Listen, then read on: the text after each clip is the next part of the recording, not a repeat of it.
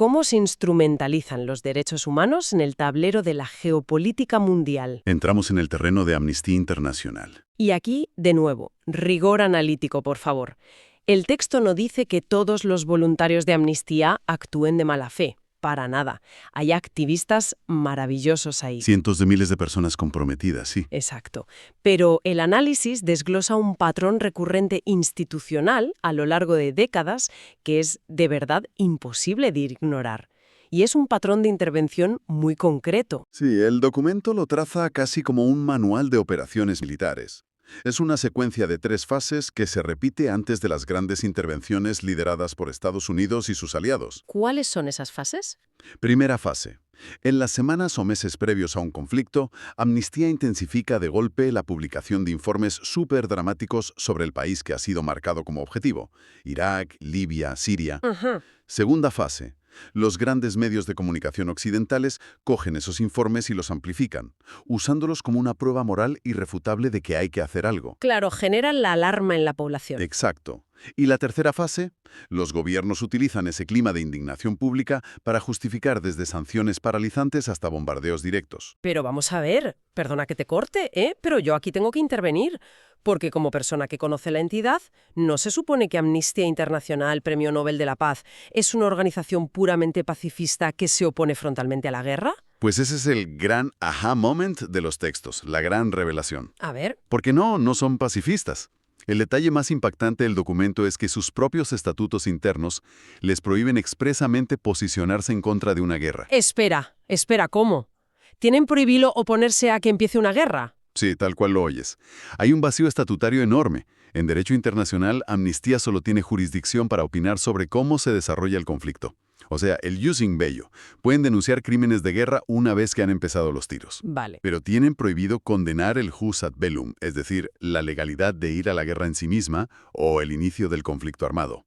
Madre mía, es que eso crea un sesgo estructural masivo. Totalmente. Significa que pueden inundar los medios denunciando un país soberano justo antes de ser invadido, allanando el camino a la narrativa militar. Pero en el momento en que los misiles extranjeros empiezan a caer ilegalmente sobre la población civil, Amnistía guarda silencio estatutario sobre la agresión inicial, porque condenar la invasión está fuera de su mandato. Es que te quedas sin palabras. Y claro, el texto también discute el doble rasero de todo esto, ¿no? Sí, un doble rasero brutal. Porque se señala que no hay campañas globales proporcionales contra los aliados estratégicos de Occidente. Por ejemplo, se denuncia muchísimo a países como Siria o Rusia, pero la intensidad baja muchísimo con Arabia Saudí o con Israel. Y el análisis va directo al hueso al mencionar a los propios Estados Unidos. Claro, el principal actor. Estados Unidos tiene un historial documentado de ataques letales con drones, centros de detención extrajudiciales como Guantánamo o violencia policial militarizada. Y sin embargo, el texto subraya que Amnistía nunca ha promovido campañas pidiendo sanciones internacionales o bloqueos económicos contra Washington. Pero sí que promueven o respaldan indirectamente sanciones contra países como Cuba o Venezuela. Constantemente. Y aquí hay un punto que el texto deja clarísimo, y es que la propia ONU considera que esos bloqueos económicos, que impiden llevar medicinas o alimentos a la población, son en sí mismos violaciones de derechos humanos. Exacto. Se castiga a los civiles bajo la excusa de presionar a sus gobiernos. O sea, ignoran el daño estructural causado por el bloqueo externo para centrarse solo en el régimen interno. Es muy fuerte. Y para entender por qué pasa esto, el documento nos manda a mirar la estructura interna y la financiación de la ONG. Que es súper opaca, por cierto. Muy opaca. Está súper centralizada en Londres, sin dar casi autonomía a las secciones locales en otros países. Y aunque dicen no aceptar dinero de gobiernos, reciben millones de fundaciones filantrópicas corporativas occidentales muy cuestionables. Y el detalle histórico sobre el fundador, Peter Benenson, es que parece de una película de espías. Sí. Benenson abandonó la organización en los años 60, denunciando que creía que las oficinas estaban infiltradas y que recibían fondos canalizados por la CIA y la inteligencia británica en plena Guerra Fría. O sea que el fundador de Amnistía Internacional se fue sospechando que su ONG era una herramienta geopolítica. Tal cual. Muestra cómo la frontera entre los derechos humanos y los intereses de las potencias siempre ha sido, sumamente porosa. Pues, llegados a este punto, nos toca hacer la síntesis de todos estos temas, porque hemos ido reuniendo las piezas del rompecabezas. Y la imagen final es muy clara. Clarísima. Las tres fuentes nos revelan un patrón idéntico. Estas instituciones gigantescas funcionan, como decíamos al principio, como anestésicos sociales. Me encanta ese término. Es que es eso, calman la conciencia de la población. Te tranquilizan mediante la caridad, el reciclaje en el contenedor amarillo y los informes de derechos humanos. Te hacen sentir que alguien ya se está encargando. Claro. Pero mientras te anestesian, mantienen absolutamente intactas las causas profundas de la desigualdad, la contaminación y la guerra. Normalmente, cuando pensamos en los pilares de nuestra sociedad, asumimos que son algo completamente sólido. Claro, lo damos por hecho. Exacto. O sea, las instituciones que se crearon para cuidar el espíritu, proteger el medio ambiente o, bueno, defender los derechos humanos, pues se perciben como una red de seguridad infalible. Sí, es una asunción supernatural. Totalmente. Creemos que la barandilla está ahí para evitar que nos caigamos por el precipicio, pero la perspectiva cambia drásticamente cuando te acercas a esa barandilla y examinas cómo está atornillada. Y te das cuenta de que a veces la estructura, en lugar de protegerte de la caída, pues parece que su diseño mismo te guía sutilmente hacia el abismo. Y esa es precisamente la paradoja que vamos a desentrañar en la exploración de hoy, porque tenemos sobre la mesa una serie de investigaciones, archivos históricos y análisis que comparten un patrón, escalofriante. Tiene tela el tema, sí. Hablamos de una colisión frontal entre las buenas intenciones públicas de tres instituciones gigantescas y el verdadero funcionamiento de sus estructuras internas. Y para entender esto de verdad se requiere una mirada puramente analítica, porque las tres entidades que vamos a diseccionar hoy, el Vaticano, Ecoembes y Amnistía Internacional, gozan de un prestigio inmenso a nivel global. Inmenso. Pero al rascar un poco la superficie, las investigaciones revelan que estas organizaciones terminan actuando como mecanismos que perpetúan exactamente los mismos problemas que afirman combatir, ya sea la pobreza extrema, la contaminación plástica o los abusos geopolíticos. Las líneas del bien y del mal ya no están claras en absoluto. Es la definición perfecta de moverse en aguas pantanosas. En estas esferas de poder casi nada es lo que parece en la superficie. Las soluciones oficiales a menudo tienen capas y capas de intereses ocultos por debajo. Y precisamente por eso, el análisis a fondo que traemos hoy es tan particular. Tenemos sobre la mesa una serie de textos sumamente críticos, provocadores y, hay que decirlo, diseñados para polarizar y generar debate en quienes nos escuchan. Son textos que no dejan indiferente a nadie, la verdad. Para nada. Este material plantea una teoría verdaderamente radical sobre tres instituciones gigantescas y enormemente respetadas a nivel mundial, que son Ecoembes, Amnistía Internacional y la Iglesia Católica. La Santísima Trinidad del Engaño. Tela. Y creo que es vital establecer las reglas del juego antes de empezar con esto. Fundamental. El objetivo de esta inmersión, de desgranar este texto hoy, no es convertirnos en portavoces de su autor, ni validar ciegamente sus afirmaciones. No estamos aquí para emitir un veredicto. Claro, no vamos a decir si esto es la verdad absoluta o no. Eso es. Lo que vamos a hacer es un ejercicio puro de gimnasia mental. Vamos a diseccionar los argumentos y la lógica interna de esta fuente para que nuestra audiencia pueda comprender una perspectiva muy usual que desafía frontalmente las ideas preconcebidas sobre lo que significa hacer el bien en pleno siglo XXI. Pues para empezar a entender esta perspectiva, creo que hay que ir directamente a la tesis central del documento. El autor parte de una premisa fascinante y a la vez bastante perturbadora. Sostiene que existe una forma de maldad o de control mucho más efectiva que la violencia directa, y es precisamente aquella que se disfraza de solución. ¡Qué fuerte! Sí. Según la fuente, estas tres organizaciones en realidad no buscan resolver los problemas mundiales. Lo que hacen es capturar la virtud humana. Vale, vamos a desgranar esto porque capturar la virtud suena a un concepto filosófico súper denso. ¿A qué se refiere exactamente el texto con eso en términos puramente prácticos? Pues se refiere a aprovechar esa voluntad genuina que tiene la mayoría de la sociedad por mejorar las cosas, por, no sé, por ser solidarios o cuidar el entorno, y recanalizar toda esa energía hacia un engranaje sistémico. O sea, un engranaje que tiene otro propósito. Exacto. Un engranaje que en última instancia solo protege inmensos intereses políticos y económicos. Es decir, coger el deseo que tiene la gente de hacer el bien y usarlo como combustible para mantener el statu quo. Madre mía, es una acusación enorme. Enorme. Y para ilustrar cómo funciona este supuesto secuestro de las buenas intenciones, me ha llamado la atención que el texto no empieza con grandes teorías geopolíticas incomprensibles. Empieza con algo hipercotidiano. Sí, algo que ocurre en todas las cocinas de España. Tirar la basura. Habla del medio ambiente y señala directamente a Ecoembes. Y claro, muchísima gente tiene la idea, casi asumida, de que Ecoembes es una especie de ONG ecológica, un organismo público dedicado a proteger el planeta. No. Claro, pero el texto es tajante al intentar desmontar esa idea. Afirma que Ecoembes es, de hecho, una sociedad anónima privada. Ojo. Y no cualquier sociedad anónima, sino una que está controlada directamente por los mayores productores de envases de plástico del mundo y por las grandes cadenas de distribución. Ya. La fuente menciona explícitamente a gigantes corporativos como Coca-Cola, Nestlé, Unilever y Mercadona. O sea, a ver si lo entiendo. La premisa aquí es que las mismas empresas que inundan el mercado fabricando plásticos de un solo uso son, paradójicamente, las que gestionan la entidad encargada de reciclarlo. Esa es exactamente la acusación del texto. Y la conclusión del documento es que su objetivo real no es salvar el planeta, sino salvar el negocio del plástico. Pero, a ver, para sostener algo así hace falta algo más que señalar quién está sentado en la junta directiva. Claro, hacen falta datos. Exacto, porque Ecoembes publica constantemente informes y anuncios en televisión donde presumen de unas tasas de reciclaje altísimas. ¿Cómo rebate eso el autor? Pues ese es el punto central del argumento técnico del texto. El autor ataca directamente lo que él considera una ilusión estadística. Por un lado, Ecoembes anuncia campañas donde la tasa de reciclaje dicen que ronda el 75 u 80%. Que suena a que lo estamos haciendo fenomenal. Claro, suena a victoria.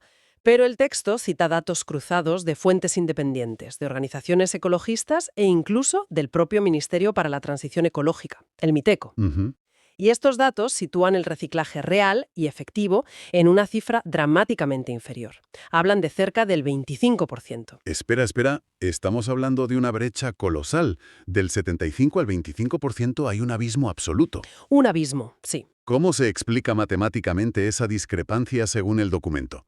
O sea, ¿dónde está el truco?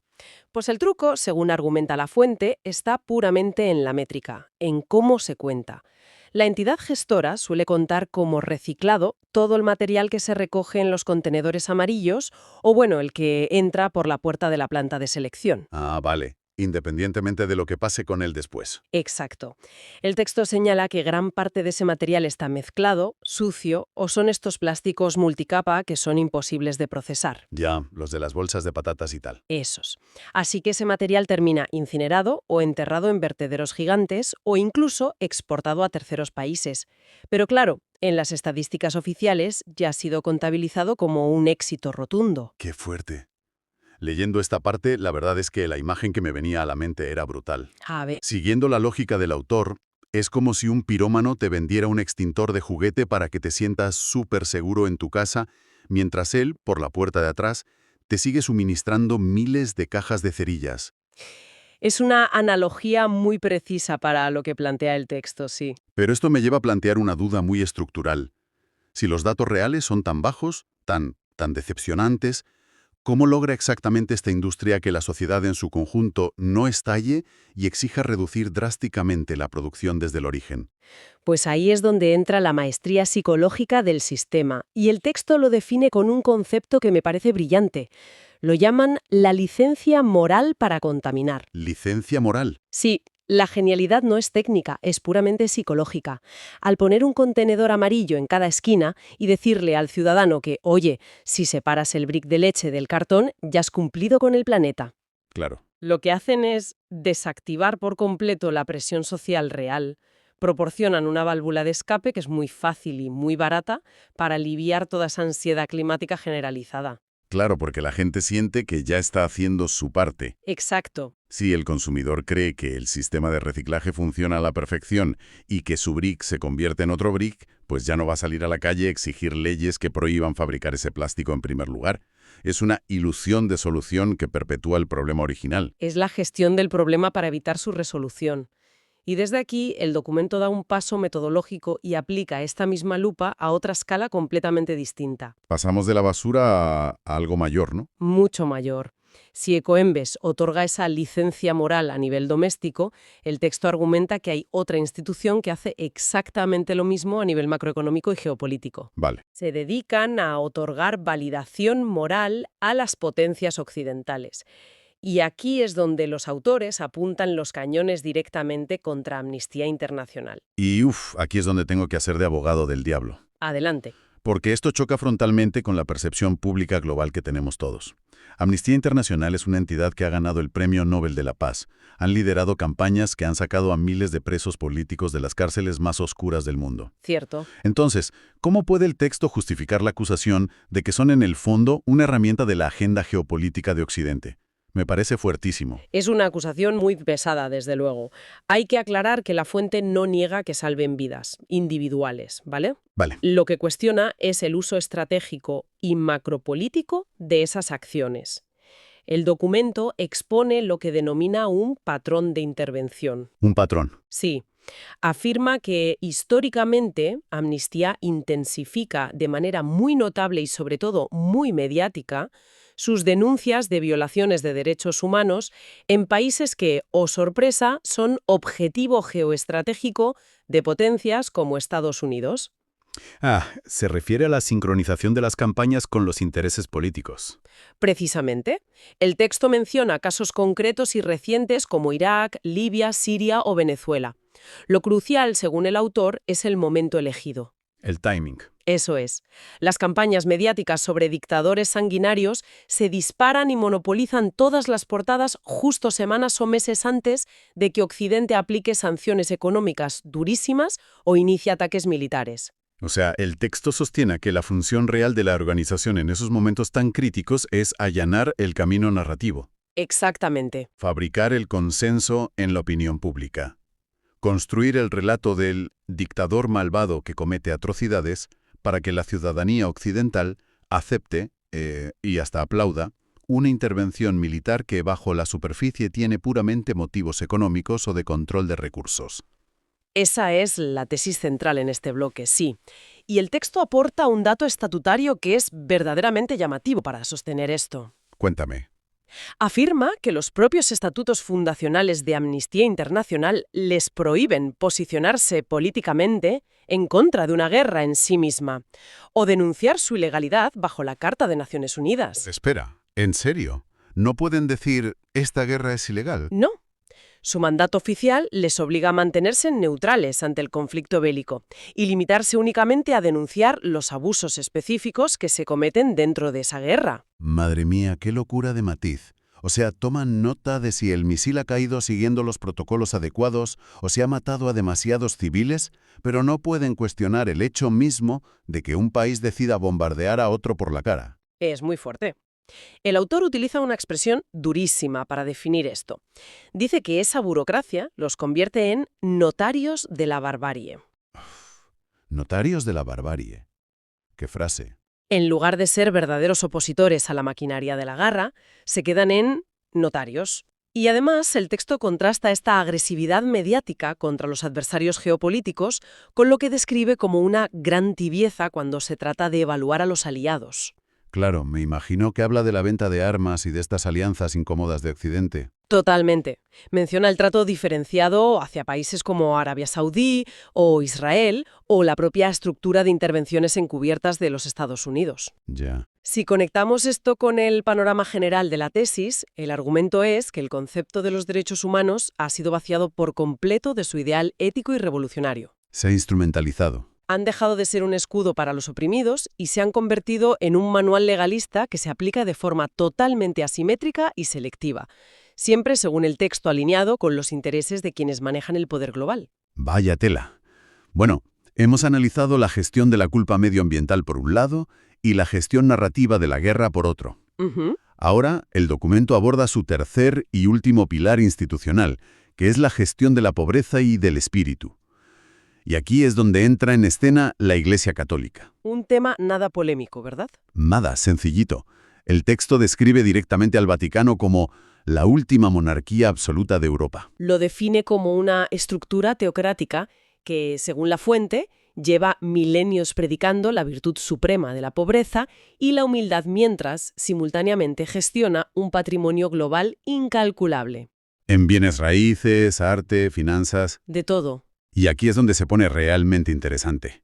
Porque, de nuevo, si uno lee esto con un sentido crítico básico, inevitablemente va a surgir una objeción muy obvia, ¿no? A ver. Cualquiera pensaría, vale, de acuerdo, el Vaticano tiene mucha riqueza, es un hecho innegable, pero a través de sus miles de ramificaciones, como Cáritas o los misioneros, dan de comer a millones de personas cada día, mantienen hospitales, abren escuelas donde los estados ni siquiera llegan. Claro. Desde la estricta perspectiva del texto que estamos analizando, ¿cómo es posible darle la vuelta a eso para convertirlo en algo negativo? Es una pregunta clave.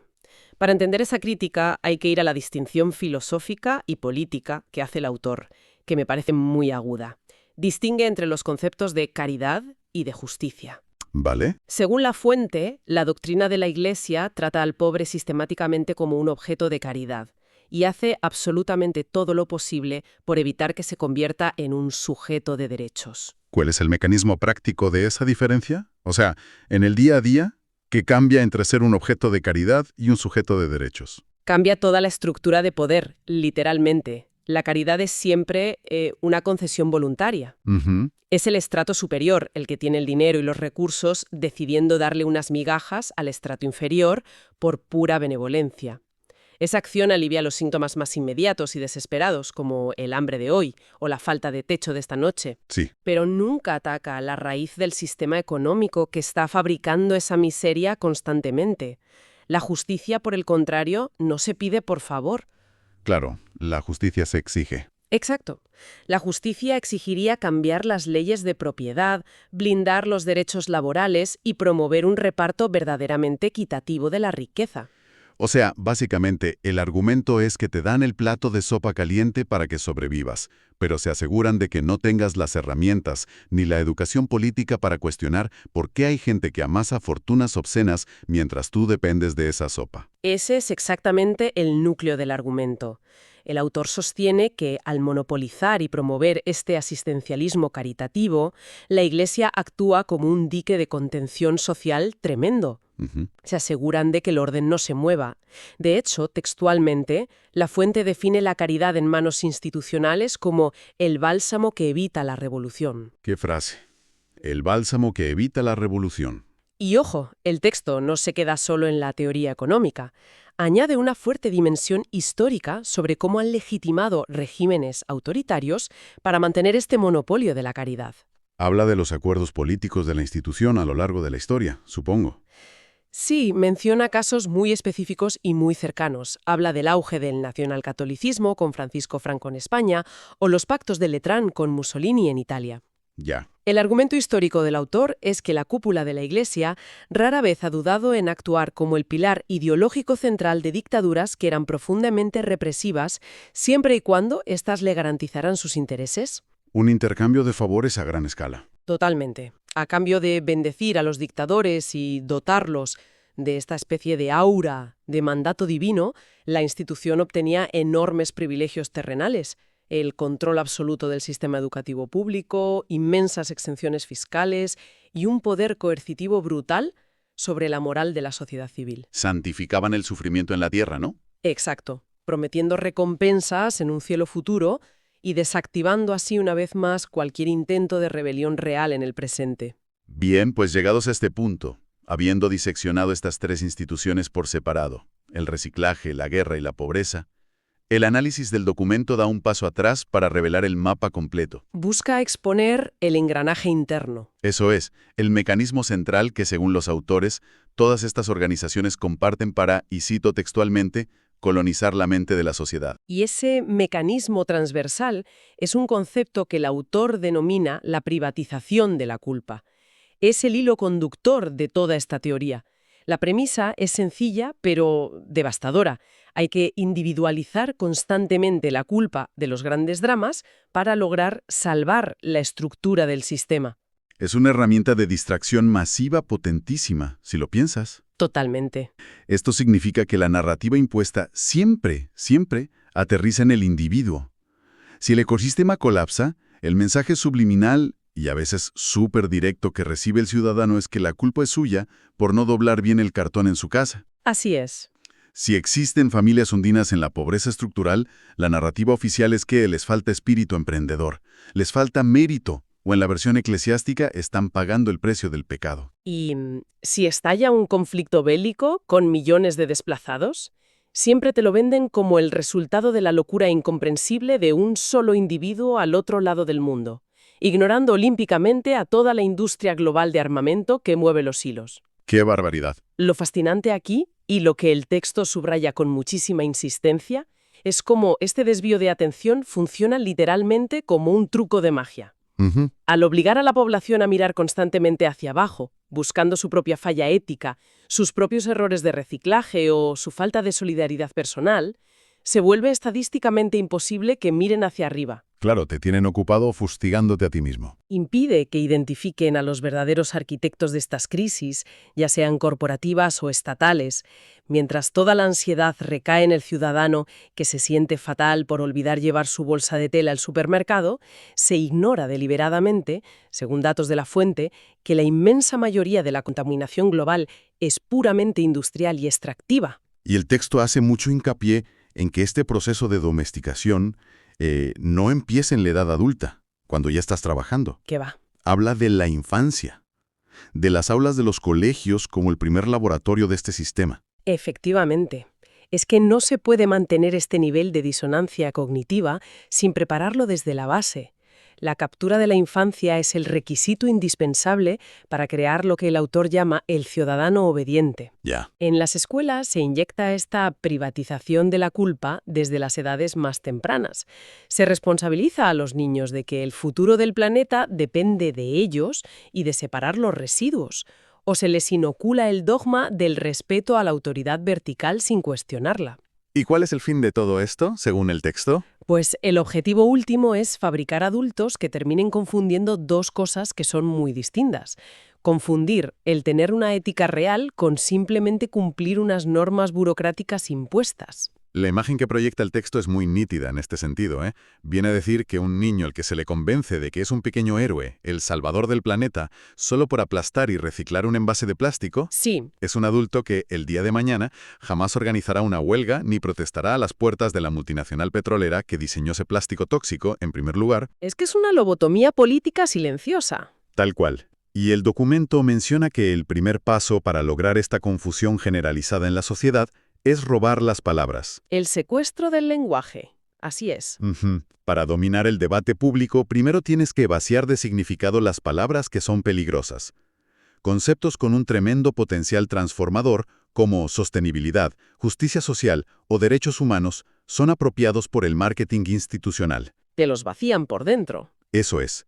Logran, por ejemplo, que ser ecológico ya no signifique reducir el consumo irracional y voraz del capitalismo. ¿Y qué significa ahora? Ahora significa simplemente comprar productos que son más caros porque llevan una etiqueta verde, para que puedas seguir consumiendo exactamente al mismo ritmo sin sentirte mal. Colonizan el diccionario, para que el lenguaje deje de ser una amenaza para el poder establecido. Todas las piezas del rompecabezas. Llegamos a la conclusión final del autor. El golpe final. La revelación, que pretende ser el golpe de gracia de todo el texto sobre por qué, en el fondo, existen y operan estas gigantescas estructuras. Y es una tesis muy oscura. Mucho. El autor sostiene que estas instituciones no solo no quieren resolver el problema, sino que necesitan desesperadamente que el problema persista en el tiempo. Es lo que el documento bautiza como la mercancía del desastre. La mercancía del desastre. Si lo analizamos desde una lógica puramente empresarial o de pura supervivencia de la organización, tiene todo el sentido del mundo. Piénsalo. Si mañana, por un milagro tecnológico, desaparecieran por completo los envases de usar y tirar. Toda la estructura ejecutiva, los despachos en edificios caros y los presupuestos millonarios de Ecoembes se esfumarían en el aire. Exacto. No tendrían razón de ser. Y si se erradicara la miseria estructural y todo ser humano tuviera sus necesidades básicas garantizadas por el Estado. Pues la inmensa red de caridad de la Iglesia perdería de la noche a la mañana su principal herramienta de influencia en la comunidad y de presión política. Y el tercer caso, Si se instaurara una paz real, universal, basada en la equidad económica y en el desarme, sin la injerencia imperialista de ninguna superpotencia. Amnistía Internacional se quedaría de repente sin informes que redactar, sin urgencias que denunciar en Twitter y, lo más importante, sin la narrativa de emergencia necesaria para mantener su enorme maquinaria de recaudación de fondos. ¿Es brutal? La conclusión más dura del texto es que el residuo tóxico, la pobreza extrema y la tragedia humana no son los verdaderos enemigos de estas organizaciones. Son literalmente su materia prima. Claro, y sin esa materia prima las fábricas se paran y hay que cerrar. Por tanto, la premisa es que no trabajan para solucionar los problemas, trabajan arduamente para gestionarlos y administrarlos a perpetuidad. Gestionar el desastre para siempre, garantizando que nunca se descontrole del todo como para destruir el sistema, pero que tampoco desaparezca nunca. Ese es el equilibrio. Lo de la inmovilidad.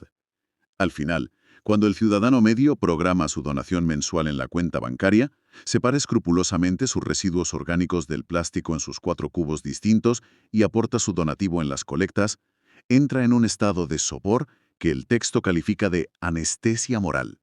Y esa es la trampa perfecta de la que habla todo el documento. Ujú. La gente al hacer todo esto siente un alivio profundo. Sienten que, oye, yo ya he cumplido con mi parte del contrato social y moral. Y ese sentimiento de satisfacción personal apaga casi a un nivel biológico cualquier instinto de rebelión real. Apaga las ganas de salir a la calle a quejarse de verdad. Apaga cualquier impulso de exigir cambios estructurales que serían profundos y dolorosos. La ciudadanía sacrifica la posibilidad de una transformación radical poniéndola en el altar de lo que llamamos la paz social. Una paz social que, según argumenta fervientemente el autor, solo tiene un propósito. Y es servir para que las élites económicas y de poder sigan exactamente donde están, intocables en sus torres de cristal, mientras la población en sus hogares se va a dormir cada noche con la reconfortante fantasía de que, reciclando el brick, están salvando el mundo. Es una visión absolutamente demoledora de nuestra realidad. Lo es. Y bueno, para recapitular un poco y hacer balance de todo esto, lo que esta inmersión en los documentos nos ha ofrecido hoy es una lente muy distinta para mirar el entorno que nos rodea. Sin duda. Es la hipótesis de que esta institucionalización de la virtud, ya sea en forma de un amigable logo verde en un cartón de leche, un impecable y dramático informe sobre derechos civiles o la histórica institución que reparte mantas en invierno, podría funcionar en realidad como una gigantesca máscara de relaciones públicas. Una fachada. Una fachada brillantemente diseñada para proteger los intereses de esa élite, extrayendo la buena voluntad, el dinero y la energía vital del ciudadano común para seguir alimentando el motor de un sistema que, en su esencia, sigue siendo igual de destructivo y desigual que siempre. Sí, y como establecimos desde el principio del programa, la función de este espacio no es dictaminar que esta visión tan oscura sea la verdad absoluta y revelada. No estamos sugiriendo, ojo, que haya que paralizar todas las donaciones a ONGs o abandonar las prácticas medioambientales en casa. Claro, faltaría más. Pero el inmenso valor de analizar a fondo un texto tan disruptivo radica precisamente en eso, en el ejercicio de forzar nuestros propios límites analíticos. Nos obliga a confrontar y a cuestionar seriamente esas narrativas oficiales y tan reconfortantes que la sociedad consume a diario como si fueran leyes inmutables de la naturaleza. Y rara vez nos paramos a pensar en quién redactó esas leyes. Exacto. Estoy totalmente de acuerdo. Explorar ideas radicales y visiones cínicas del mundo no significa necesariamente abrazarlas y volverse un conspiranoico, sino que es la mejor herramienta que tenemos para afilar nuestro propio pensamiento crítico. Y para cerrar este análisis por hoy, esto plantea una pregunta importante. Una pregunta final que sigue de forma estricta la lógica interna y la premisa que el texto ha ido construyendo a nuestra cabeza. A ver, dispárame. Es una reflexión abierta, ¿vale? Para darle vueltas más tarde. Imaginemos por un momento un escenario de ciencia ficción. Imaginemos que todas las injusticias sistémicas, toda la contaminación industrial por plásticos y toda la opresión y la miseria estructural que estas 3 enormes instituciones afirman combatir incansablemente, se resolvieran por arte de magia esta misma noche. Vale, un mundo perfecto. Mañana amanece un mundo justo, limpio y pacífico. La pregunta es, ¿qué harían exactamente mañana por la mañana los despachos y los consejos de administración de estas entidades con todo ese inmenso poder acumulado? Ostras. ¿Qué harían con las decenas de miles de millones de euros de presupuesto y con la enorme influencia política global que han amasado durante décadas bajo la promesa de gestionar esos problemas que ya no existen? Buf, es, desde luego, una pregunta que se queda resonando en la cabeza y que te cambia la perspectiva de muchas, muchas cosas. Ya te digo. Y bueno, volviendo a la idea con la que arrancábamos este programa. Cuando miramos esa radiografía de las estructuras de nuestra sociedad moderna, a lo mejor el problema no es que la máquina esté rota o que la imagen salga turbia y confusa por accidente. A lo mejor no es un accidente. A lo mejor lo que ocurre es que inocentemente estábamos buscando ver un simple hueso roto, una fractura evidente, limpia y fácil de solucionar con una escayola. Y lo que la placa nos está mostrando en realidad es la compleja, enmarañada y casi invisible red de hilos corporativos y de poder que sostiene el engranaje entero de nuestro mundo. Tal cual. Es una imagen infinitamente más difícil de interpretar y de aceptar, pero claro, una vez que alguien te señala los hilos con el dedo, se vuelve absolutamente imposible ignorar que siempre, siempre han estado ahí.